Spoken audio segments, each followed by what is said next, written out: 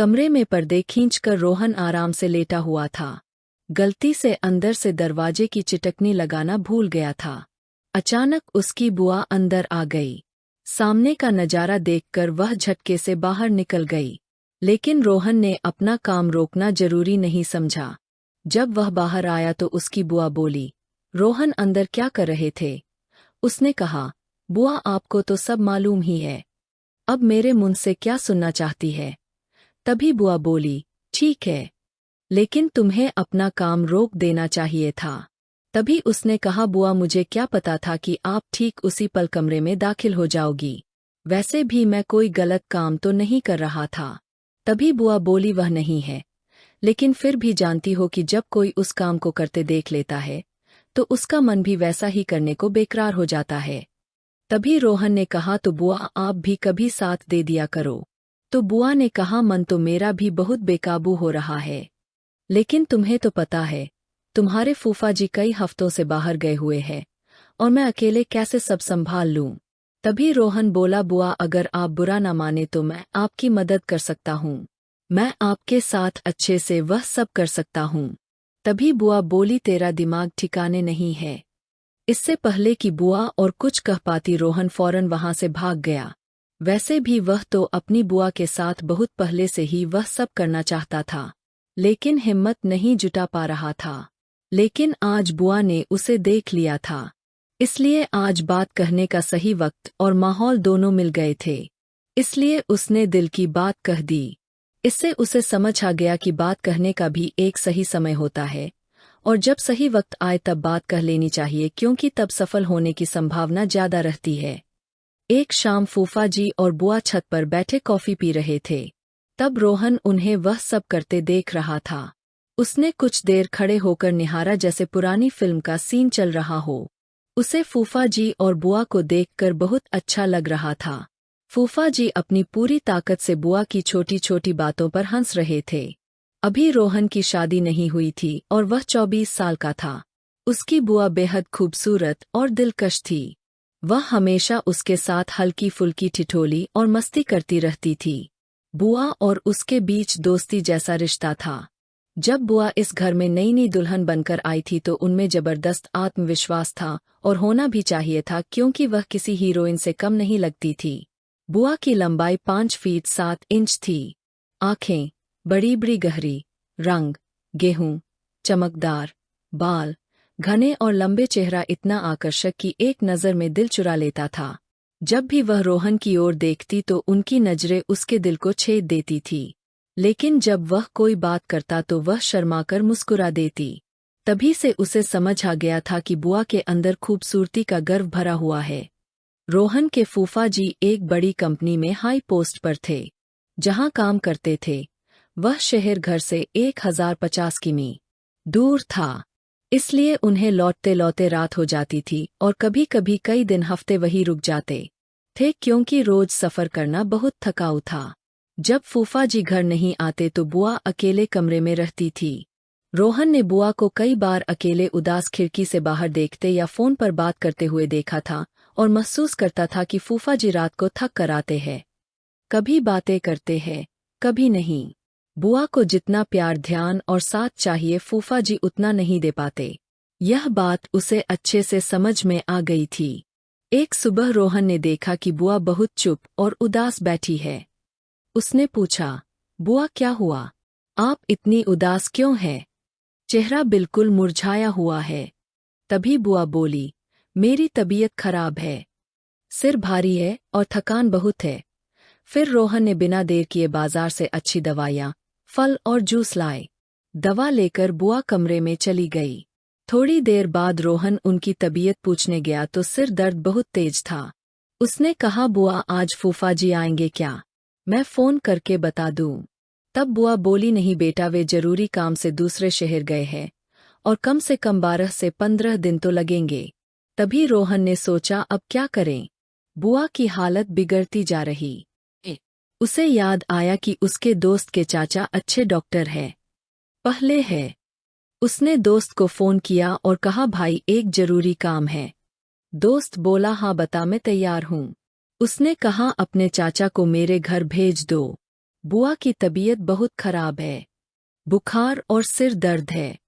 दोस्त बोला, ठीक है, अभी फोन करता हूँ। थोड़ी देर में डॉक्टर आ गए। उन्होंने बुआ को चेक किया, इंजेक्शन दिया और दवाइयाँ लिखी। 1.5 घंटे बाद बुआ को आराम मिलने लगा। अगली सुबह रोहन नहा कर निकला तो बुआ बोली, रोहन जरा मेरे पास आना। वह गया तो बुआ बोली, प्लीज मुझे माफ कर दो बेटा। रोहन ने पूछा, किस लिए बुआ? बुआ बोली, जब से मैं इस घर आई एक बार भी तुमसे अच्छे से बात नहीं की। हमेशा रूखा व्यवहार किया, लेकिन तुम मेरा कितना ख्याल रखते हो। बीमारी में दवा लाए, डॉक्टर बुलाए, रात भर जागकर देखभाल की। रोहन बोला, बुआ कोई बात नहीं, मैं आपको माँ जैसा मानता हूँ। फिर मन में सोचा कि दिल की बात कह दूँ, यह अच्छा मौका है। लेकिन फिर लगा अब भी जल्दबाजी होगी। अभी तो बुआ थोड़ा मेरी ओर आकर्षित हुई है, अगर अभी कह दिया तो नाराज हो सकती है। पहले और विश्वास जीतना होगा। फिर बुआ और रोहन के बीच गहरी दोस्ती हो गई। वह बुआ की हर बात मानता, घर का काम साथ करता, बाजार जाता, रात को चाय बनाता। इसलिए बुआ भी उस पर ज्यादा ध्यान देने लगी। उसके लिए खाना बनाती, कपड़े दबाती, हंसी जाग करती। एक दिन बुआ ने कहा, रोहन तुम्हारे फूफा जी आधे हफ्ते में एक दिन ही आते हैं, तो रात को मेरे कमरे में आ जाया करो। हम बातें करेंगे, पुरानी यादें ताजा करेंगे या फिल्म देखेंगे। अकेले कमरे में मन नहीं लगता, बहुत सुना लगता है। रोहन ने सोचा, लगता है बुआ इशारा दे रही है। अब डायरेक्ट कहना आसान हो गया, किसी भी अच्छे मौके पर कह दूंगा। फिर वह बुआ के कमरे में गया। बुआ काम कर रही थी। बुआ को देखकर उसका मन उमंग से भर गया और उसने फोन पर एक पुराना रोमांटिक गाना लगा लिया। आवाज पूरी थी, कमरे में गूंज रही थी। वह बाहर की तरफ मुंह करके बैठा था ताकि किसी के आने का पता चले, लेकिन मस्ती में गाना सुन रहा था। पता नहीं चला कि बुआ कब चुपके से आई और पीछे खड़ी होकर सुनने लगी। बुआ ने हल्की खांसी की। रोहन ने मुड़कर देखा तो बुआ मुस्कुरा रही थी। उसने फौरन फोन बंद किया और घबरा गया। बुआ ने कान पकड़कर कहा, अब क्यों बंद किया? डर गया क्या? उसने हंसते हुए कहा, हाँ बुआ, डर तो लगता है जब कोई पकड़ लेता है। बुआ बोली, अच्छा अब डर लग रहा है। उस वक्त डर नहीं लगा जब गाना सुन रहे थे। फिर उसने कहा, बुआ अकेले में मन मचल जाता है। फिर उसने बुआ का हाथ पकड़कर बिस्तर पर बैठाया और बोला, बुआ मैं आपसे एक बात कहना चाहता हूँ, अगर कहूँ तो बुरा तो नहीं मानेंगी? बुआ बोली, तू जो चाहे कह, मैं बुरा नहीं मानूंगी।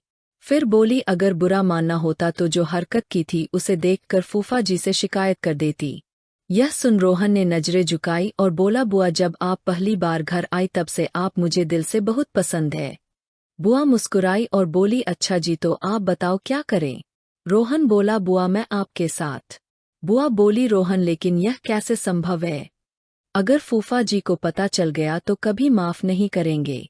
रोहन बोला, बुआ हम छुपा कर रखेंगे, कोई नहीं जानेगा। बुआ बोली, नहीं मैं ऐसा नहीं कर सकती। रोहन बोला, बुआ मैं वादा करता हूँ सिर्फ हम दोनों के बीच रहेगा। बुआ बोली, लेकिन मैं तुम्हारी बुआ हूँ। रोहन बोला, तो क्या हुआ? हम गलत थोड़े कर रहे हैं। बुआ बोली, तू जानता है फूफा जी रात को थक कर आते हैं, कभी कभी समय देते हैं।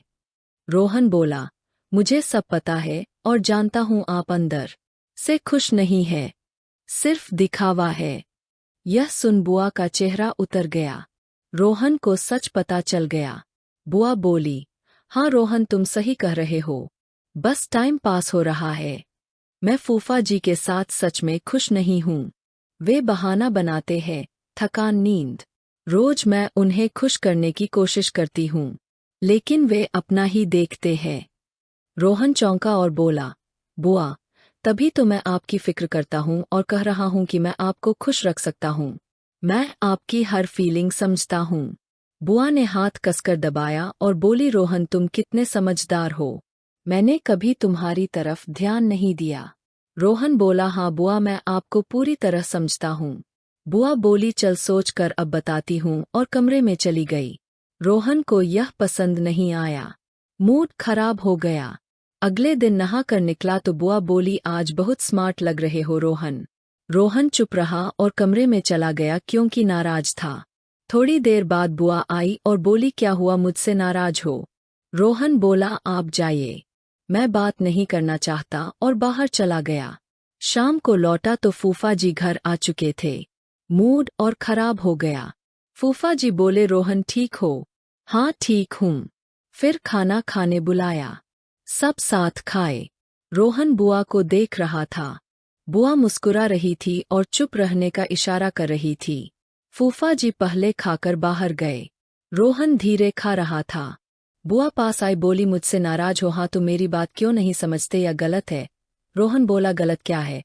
बुआ बोली, कमरे में जाकर खाना खाओ और सो जाओ। रोहन बोला, मैं सोऊं या नहीं, इससे आपको क्या, मैं आज रात छत पर रहूंगा, कहकर कमरे में गया। उसने ठान लिया अब मन का बोझ हल्का करेगा। रात को सब सो गए तो उसने दरवाजा खुला छोड़ा, छत पर गया और अकेला बैठा। थोड़ी देर बाद पायल की आवाज आई। बुआ आई, पास बैठी, बोली, पागल हो गए हो, इतनी रात को छत पर क्या कर रहे हो? रोहन बोला, मेरी मर्जी, आप नीचे जाइए। बुआ ने हाथ पकड़ा। बोली, रोहन अंदर से, मैं भी तेरे साथ हूँ, लेकिन अभी वह सब नहीं करेंगे। यह हमारे लिए ठीक नहीं। लेकिन जो तू चाहता है वह एक दिन जरूर होगा। सब्र रख। रोहन समझ गया। बोला, ठीक है। बुआ सुबह चाय पीते वक्त फूफा जी आए। बोले, महत्वपूर्ण बात है, मैं लंबे समय के लिए बाहर जा रहा हूँ। बड़ा प्रोजेक्ट है। 4 महीने बाद आऊंगा। रोहन, अब घर की जिम्मेदारी तेरी है। बुआ का पूरा ख्याल रखना। रोहन बोला, फूफा जी बेफिक्र रहें, मैं सब संभाल लूंगा और बुआ का भी पूरा ख्याल रखूंगा। 2 घंटे बाद ट्रेन है। रोहन स्टेशन छोड़ने गया। लौटा तो बुआ रो रही थी। क्या हुआ? क्यों रो रही है? बुआ बोली, फूफा, रूफा जी पहले भी कमाते थे, अब 4 महीने नहीं आएंगे। जोर से रोने लगी। रोहन ने प्यार से बिठाया। बोला, कोई बात नहीं, मैं हूं ना आपके साथ। बुआ ने गले लगा लिया। इसके बाद बिना ज्यादा कहे नजदीकी बढ़ने लगी। बुआ अकेली दुखी थी, अब तैयार थी। दोनों ने बिना डर के प्यार देना शुरू किया।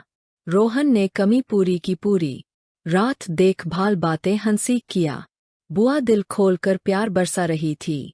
रात 3 बजे सोए। सुबह बुआ के चेहरे पर चमक थी।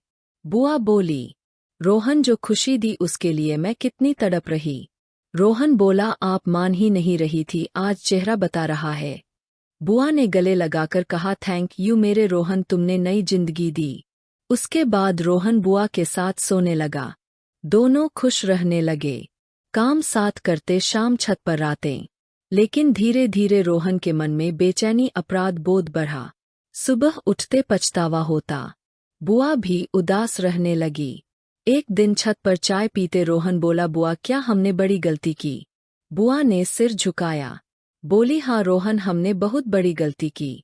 मैं तुम्हारी बुआ हूँ, यह रिश्ता माँ बेटे जैसा पवित्र होना चाहिए था। हमने इसे दागदार कर दिया। फूफा जी का विश्वास तोड़ा, परिवार का सम्मान मिटाया। अब डर लगता है, अगर पता चल गया तो क्या होगा? रोहन की आंखें भर आई।